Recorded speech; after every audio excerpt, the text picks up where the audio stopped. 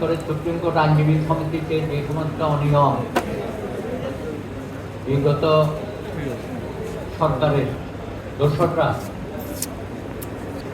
এই কমিটির সক্রিয় অংশগ্রহণ ছিল এবং রাজপথে তাদের বজ্রকণ্ঠ আমরা সেদিন তাদের পাশে বা আমাদের পাশে তারা ছিল। এই জন্য সংরক্ষণ কমিটি যারা এখনো এই সংগঠনের পতাকাকে বহন করে নিয়ে যাচ্ছেন তাদেরকেও আন্তরিক শুভেচ্ছা জানাচ্ছি। এখন সংস্কার করতে করতে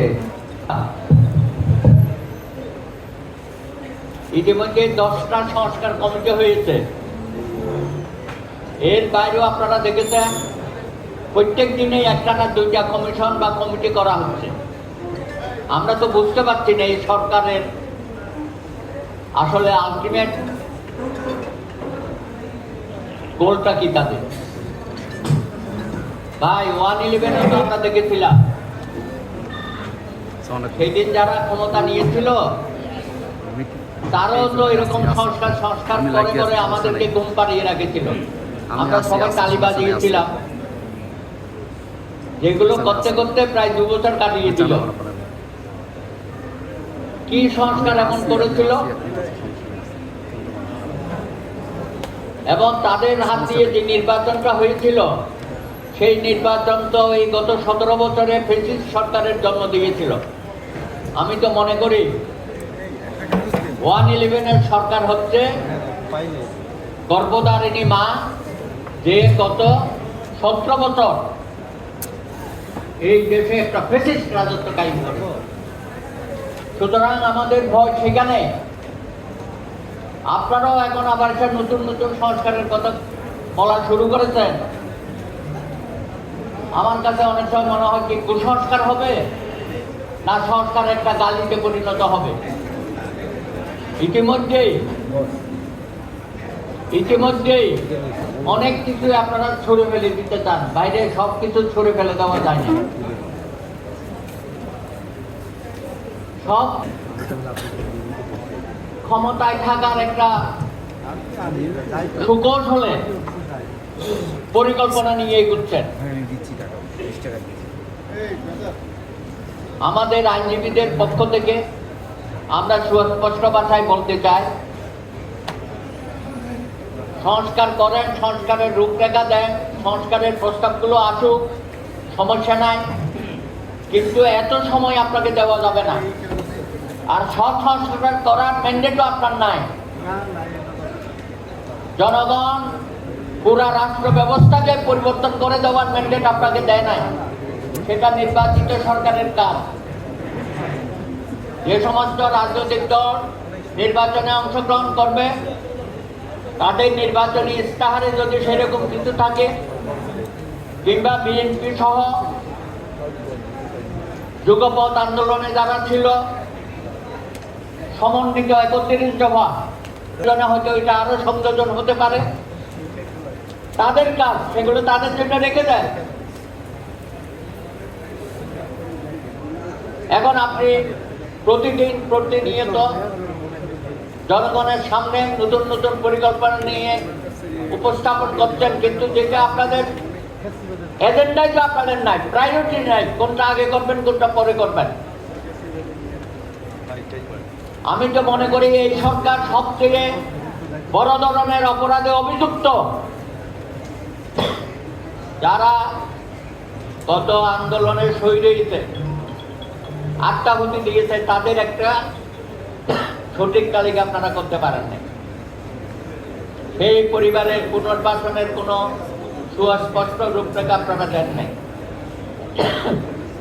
20,000 লোক আহত হয়েছে, 25,000, তাদের ব্যাপারে কোনো সুস্পষ্ট রূপরেখা আপনাদের নাই। তাদের পাশে আপনারা দাঁড়াতে পারেন নাই। 100 দিন পরও আজকে প্রতি সপ্তাহে একজন করে আত্মাহুতি দিচ্ছে, কোনো ব্যবস্থা আপনারা গ্রহণ করতে পারেন নাই। এইটাই ছিল আপনাদের ফার্স্ট প্রায়োরিটি। আমি তো মনে করি এই আন্দোলনের সাথে আপনারা যেটুকুন অপরাধ করেছেন এটা হচ্ছে ফার্স্ট অপরাধ। তাদের ব্যাপারে আপনারা কোনো সুস্পষ্ট নীতি এখনো নির্ধারণ করতে পারেন, বাজার নিয়ন্ত্রণ করতে পারেন নাই, আইন শৃঙ্খলা পরিস্থিতি উন্নতি করতে পারেন নাই। স্বৈরাচারের দোসররা এখনো বিভিন্ন জায়গায় অলিতে গলিতে বসে আছে, তাদের বিরুদ্ধে কোনো ব্যবস্থা গ্রহণ করতে পারেন নাই।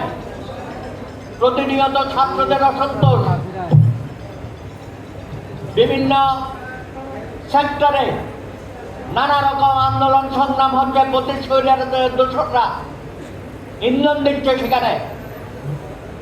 আজকেও দেখেন সিটি কলেজ, ঢাকা কলেজ ইত্যাদি ইত্যাদি প্রত্যেক দিনে তারা রাজপথে নামে, এগুলোর কোনো সুরাহা করতে পারেন না।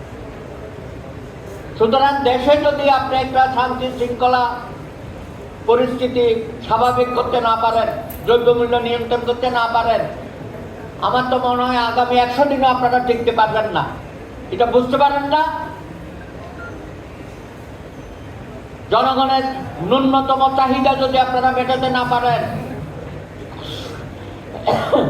কালক্ষেপণ করবেন না। সুতরাং আইনজীবীদের পক্ষ থেকে আমরা এই হুঁশিয়ারি দিচ্ছি, সংস্কারের নামে কালক্ষেপণ যদি করে, অনতিবিলম্বে জনগণ রাস্তায় নামবে। এরা তো পালিয়ে বাঁচছে, আপনারা পালাতেও পারবেন না, সেই সুযোগও হয়তো আপনারা পাবেন না। সুতরাং দয়া করে আপনাদের নির্দিষ্ট গণ্ডির মধ্যে থাকে, ষড়যন্ত্রকারীদের মদত দেবেন না। আমরা স্পষ্ট দেখতে পাচ্ছি বিভিন্ন জায়গায় ষড়যন্ত্র হচ্ছে, সেগুলোর ব্যাপারে আপনারা কোনো দায়িত্ব নিচ্ছেন না। আপনি একটা সরকার গঠন করেছেন, সবাই বলে এনজিওগ্রাম সরকার। আমরা যে এটা দিয়েছিলাম, আপনার এখানে এক্সপার্ট কোথায়? আপনি বিভিন্ন রাজনৈতিক দলের বিশেষজ্ঞ আছে, তাদের সাথে পরামর্শ করেন না কেন? রাষ্ট্র পরিচালনার অভিজ্ঞতা আছে, তাদের সাথে পরামর্শ করেন না কেন? অ্যাডভাইজারের সংখ্যা বাড়ান। যারা রাষ্ট্র পরিচালনায় জাতিকে দিক নির্দেশনা দেবে, সেই ধরনের ব্যক্তিবর্গকে নিয়ে খুব দ্রুত সময়ে এটার পরিধি বাড়া, আর কম কথা বলেন। কেউ কেউ বলে 4 বছর, কেউ বলে 5 বছর। হাসিনা জানুয়ারির নির্বাচনে 7 মাস 8 মাস গেছে, আর 4 বছর, আরো 4 বছর 4 মাস লাগে আপনারা ক্ষমতায় থাকতে চান। আরে এইসব দিবাসূত্র বাদ দেন। রক্তের দাগ এখনো শুকায় নাই, আপনারা এখন ক্ষমতা উপভোগ করছেন। ক্ষমতা বিলাস বাদ দিয়ে জনগণের সংকটের দিকে মনোযোগী হন, এবং এই আন্দোলনে যারা সর্বোচ্চ ত্যাগ করেছে তাদের সমস্যার সমাধান করা আপনার প্রথম এজেন্ডা হওয়া উচিত।